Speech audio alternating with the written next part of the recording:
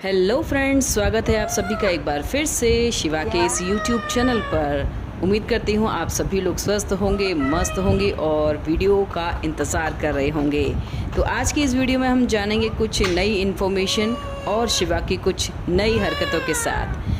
तो आइए शुरुआत करते हैं इस वीडियो की। लेकिन सबसे पहले हमेशा की तरह एक रिक्वेस्ट कि चैनल को अगर अभी तक सब्सक्राइब नहीं किया है तो जल्दी से कर लीजिए, क्योंकि सारी वीडियोस में आपको अपने पैरेट से जुड़ी बहुत सारी इन्फॉर्मेशन मिलने वाली है।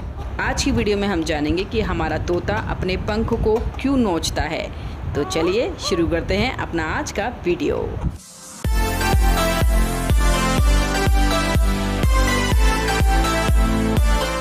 तो दोस्तों, हमने अक्सर कई बार ये देखा है कि हमारे पैरेट्स अपने पंखों को नोचते हैं, खुजली करते हैं। और अगर कई बार ये होता है कि जैसे पैरेट्स पेयर में होते हैं तो वो एक दूसरे के पंखों को भी नोचते हैं।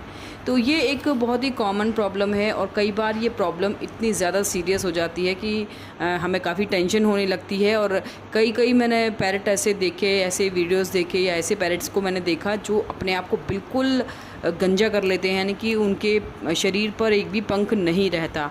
अगर ये स्थिति पैरेट्स की बन जाती है तो फिर उसे क्योर करना काफ़ी मुश्किल हो जाता है और उसका इलाज काफ़ी लंबा चल सकता है।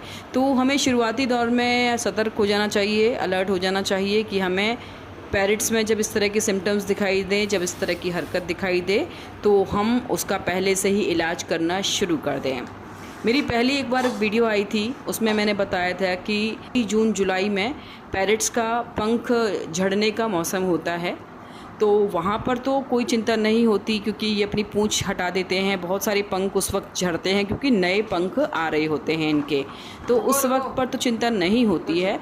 वहाँ पर भी ये स्थिति नहीं होती है कि वो अपने पंखों को इतनी बुरी तरह नोच ले कि वो अपने आप को नुकसान पहुँचाए। ये सिर्फ जो उनका बेकार वाले बाल जो पंख होते हैं उनको ही हटा के फेंकते हैं। उसकी जगह पर उनके पुराने पंख ऑलरेडी आ चुके होते हैं या आ जाने वाले होते हैं। जैसे कि मेरे शिवा ने भी अपनी पूँछ को बिल्कुल तोड़ दिया था, लेकिन अब उसकी धीरे धीरे पूँछ आ रही है। तो मैं वीडियो में आपको दिखाऊंगी, इसकी पूँछ अब थोड़ी सी बढ़ना शुरू हो गई है। तो आपको इस चीज़ पर ध्यान देना है कि अगर ये नॉर्मल तरीके से पंख नहीं झड़ रहे हैं, कुछ अबनॉर्मल आपको दिखाई दे रहा है, तो इस पर आपको सावधान पहले से हो जाना चाहिए। तो सबसे पहला रीज़न जो आता है, जिस पर मैंने अपनी पहली वीडियो इससे पहले वाली वीडियो बनाई थी, कि अगर आपका पैरेट स्ट्रेस में है, गुस्से में है, तो वो अपने पंखों को उखाड़ कर फेंकता है।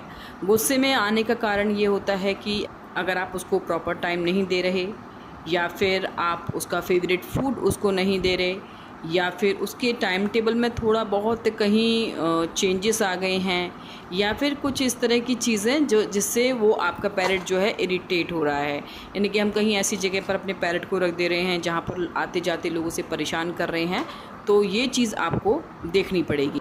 तो अगर आपका पैरेट को गुस्से में है तो भी वो अपने पंखों को नोचता है, और इस कदर नोचता है कि अपने आप को हर्ट कर लेता है। कई बारी वहाँ पर ब्लड तक निकल आता है।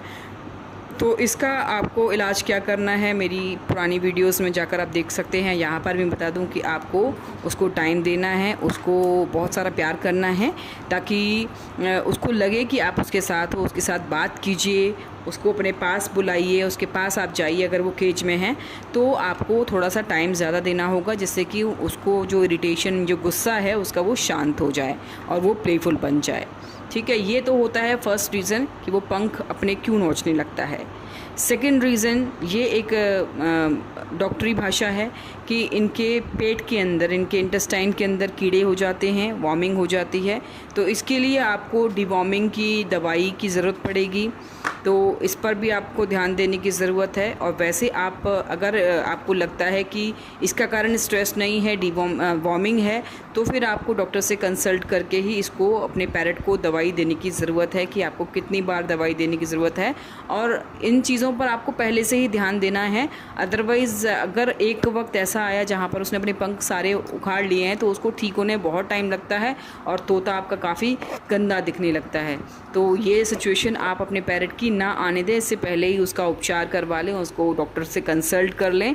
देखिए, पैरेट को अगर कोई भी प्रॉब्लम है और अगर वो घरेलू नुस्खों से ठीक नहीं हो रही हैं, तो इसका मतलब ये है कि आपको अपने आसपास किसी डॉक्टर की सलाह लेने की ज़रूरत है। नहीं तो ऑनलाइन भी बहुत सारे डॉक्टर्स अवेलेबल हो जाते हैं, तो आप वहाँ पर भी डॉक्टर से कंसल्ट कर सकते हैं कि कितनी दवाई, कितनी मात्रा में दवाई। वैसे आप अपने पैरेट को दिखाकर ही लेंगे कि उसकी परेशानी कितनी ज़्यादा है, तभी आपको फ़ायदा होने वाला है। तो इस पर आपको बहुत ज़्यादा ध्यान देने की ज़रूरत है। तीसरा जो कारण होता है कि क्यों हमारे तोते के पंख झड़ने लगते हैं, वो कारण होता है इनके शरीर में छोटे छोटे से जुएँ पड़ जाते हैं। जी हाँ, इनके पंखों में ऐसे जुएँ पड़ते हैं जो बहुत ही बारीक होते हैं, जो हमारी नॉर्मल आँखों से दिखाई देना मुश्किल होता है, और उसकी वजह से इनको बहुत खुजली होती है और ये अपने पंखों को नोचना शुरू कर देते हैं। और जब इनके पंख हट जाते हैं तब वो कीड़े कहते हैं दिखाई देते हैं। तो इसके लिए तो बहुत आसान इलाज है। या तो आप इनके पंख, जहाँ केज में ये रहते हैं, केज में अगर आप इनको रखते हैं तो वहाँ पर आप नीम के पत्ते बिछा दें पूरे उसमें, तो उसकी खुशबू से ही जो इनके कीड़े हैं वो मर जाते हैं। और अगर वो केज में नहीं रहता, आपका पैरेट आपके साथ में रहता है, तो फिर आप नीम के पत्ते लेकर उनको अच्छी तरह से आप धो लें और उनको धोकर गर्म पानी करके उनको अच्छे से उबाल लें। उनका जब पूरा का पूरा सत्व जो है ना वो नीम के पत्तों का निकल आएगा और वो पानी एकदम ग्रीन हो जाएगा, उस पानी को आप एकदम ठंडा कर लें, छान कर, और फिर बॉटल स्प्रे में आप इसको डालकर और उससे आप अपने पैरेट को नहलाइए। इससे और भी ज़्यादा फ़ायदे आपको पैरेट्स के होने होंगे। जो भी अगर मान लो नॉर्मल भी खुजली आ रही है उसको, तो वो भी ठीक हो जाएगी, प्लस कोई भी इन्फेक्शन अगर थोड़ा बहुत होगा तो वो भी ठीक हो जाएगा।